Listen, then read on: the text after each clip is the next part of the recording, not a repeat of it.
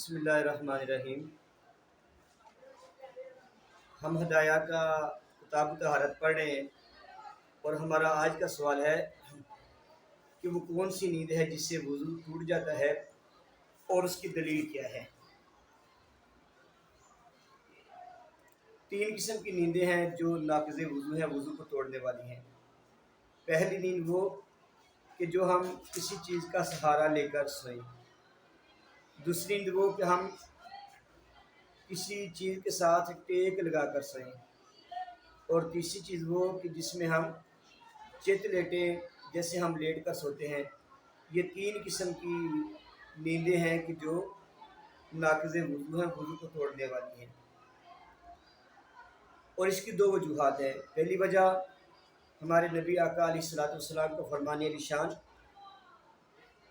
لا وضوء علی من نام قائما او قائدا او راکعا او ساجدا۔ حضور آقا علیہ الصلوۃ والسلام نے فرمایا کہ جو بندہ کھڑا ہونے کی حالت میں سو جائے یا بیٹھے ہونے کی حالت میں سو جائے یا حالت رکوع میں سو جائے یا حالت سجدہ میں سو جائے، اس کا وضو نہیں ٹوٹتا۔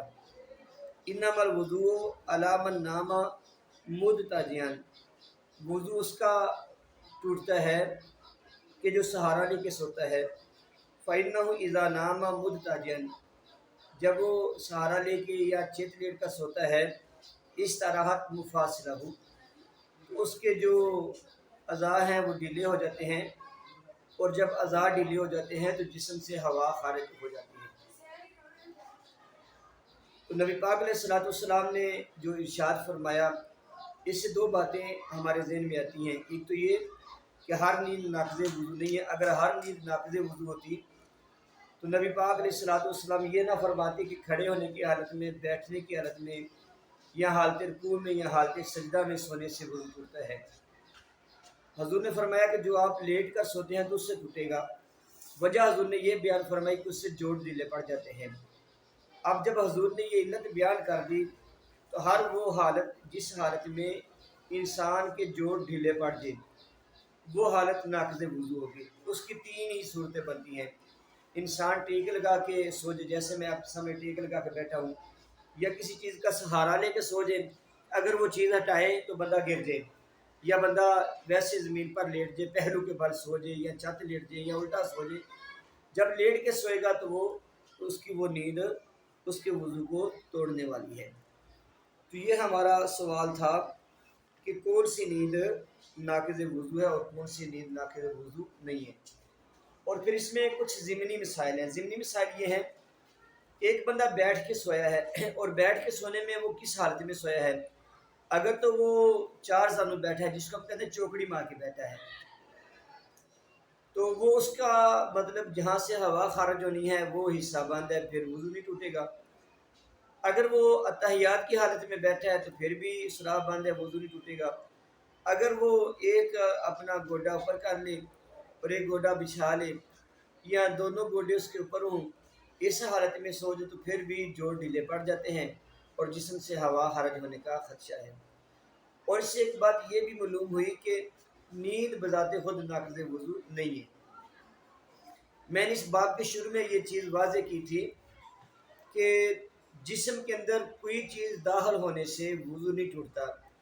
جب جسم سے ایسی چیز نکلے جو چیز ناپاک ہو، اور وہاں سے نکلے جہاں سے عادتاً نکلتی ہو، تب وضو ٹوٹتا ہے۔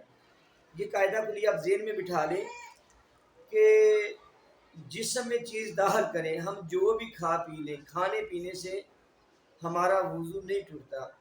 وضو ٹوٹتا ہے کہ جب جسم سے کوئی چیز نکلے، اور وہ چیز نکلے کہ جو ناپاک ہے، اور وہاں سے نکلے جہاں سے عادتاً نجاست باہر نکلتی ہے، ان چھوٹا پیشاب یا بڑا پیشاب یا ہوا خارج ہو۔ پھر آپ کے ذہن میں یہ سوال آئے گا کہ کیا جو ہے الٹی جو ہے اس سے وضو کیوں ٹوٹتا ہے۔ تو اس سے پہلے لیکچر میں یہ بات واضح کر چکا ہوں کہ ہر قے سے وضو نہیں ٹوٹتا، اس قے سے وضو ٹوٹتا ہے کہ جو معدے سے واپس آتی ہے، اور جو چیز معدے سے آتی ہے اس سے نجاست ہوتی ہے، تو لہذا قے سے بھی اس لیے وضو ٹوٹتا ہے کہ وہ معدے سے واپس آتی ہے۔ اگر کہ معدے سے نہیں آئی، حلق کے درمیان سے آ گئی یا خوراک کی نالیوں سے واپس آ گئی، اب وہ ناقض وضو نہیں ہے۔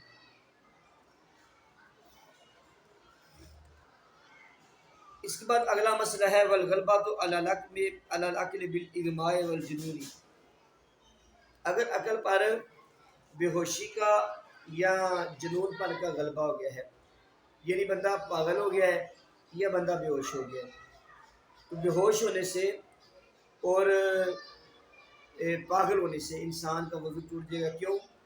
جیسے نیند کی حالت میں ہمارے اعضاء ڈھیلے پڑ جاتے ہیں اور ہمیں پتہ نہیں چلتا کہ ہمارے جسم سے ہوا خارج ہوئی ہے یا نہیں ہوئی، تو نیند کی نسبت بے ہوشی میں اور پاگل ہونے میں اس چیز کا احتمال زیادہ ہے۔ جب احتمال زیادہ ہے تو اس سے وضو ٹوٹنے کا یہ زیادہ چانسز ہیں۔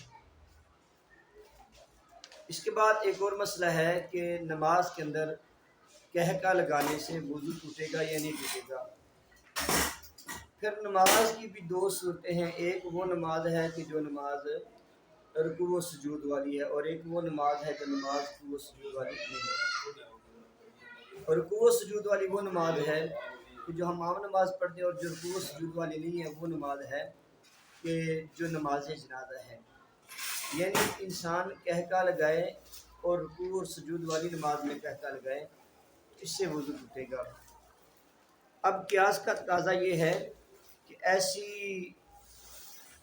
ایسے مطلب قہقے سے وضو نہیں ٹوٹنا چاہیے، کیونکہ قہقہ لگانے سے نجاست تو خارج نہیں ہوتی۔ اس کا جواب فقہائے کرام یہ دیتے ہیں کہ یہ مسئلہ قیاس پہ منحصر نہیں ہے، اس مسئلے کا دار و مدار نبی پاک علیہ الصلوۃ والسلام کی حدیث پر ہے، کیونکہ حضور آقا علیہ الصلوۃ والسلام نے فرمایا علی من ضحک منکم قہقہۃ فلیعد الوضوء والصلاۃ جمیعا۔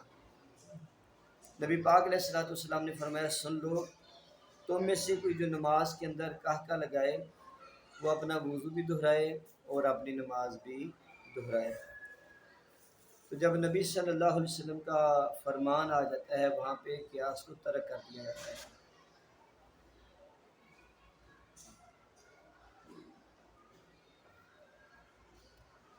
قہقے کی تعریف یہ کی گئی ہے، انسان جو ہنستا ہے اس کی تین قسمیں ہیں، ایک ہے تبسم جس کو مسکرانا کہتے ہیں، ایک ہے دہک جس کو ہنسنا کہتے ہیں، اور ایک ہے قہقہہ۔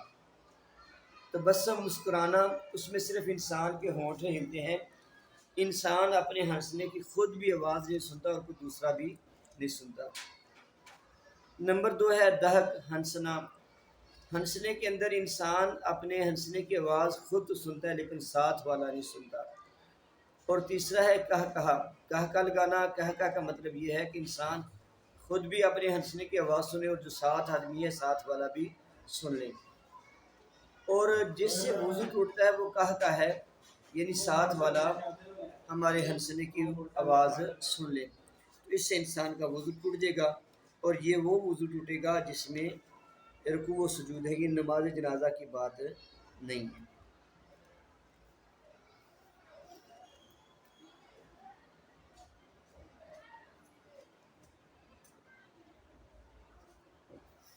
اگر انسان کے پخانے کے مقام سے کوئی کیڑا نکل آتا ہے تو وہ چیز بھی ناقض وضو ہے، کیونکہ جب کیڑا جسم سے باہر نکلے گا اس کے اوپر کچھ نہ کچھ نجاست ہوگی، اور نجاست قلیل ہو یا کثیر جب جسم سے نکلے اس سے وضو ٹوٹ جاتا ہے۔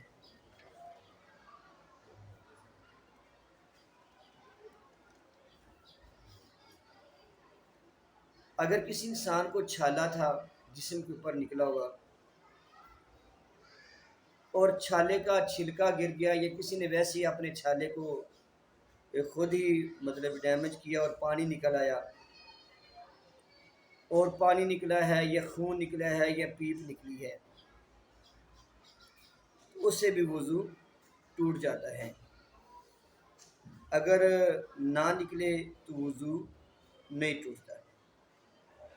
تو یہ وضو کو توڑنے والی چیزوں کے حوالے سے چند ایک مسائل تھے۔ اگر آپ میں سے کسی کو یہ مسئلہ سمجھ نہیں آتا آپ میرے واٹس ایپ نمبر پہ وائس میسج کر کے اس کی مزید وضاحت کر سکتے ہیں۔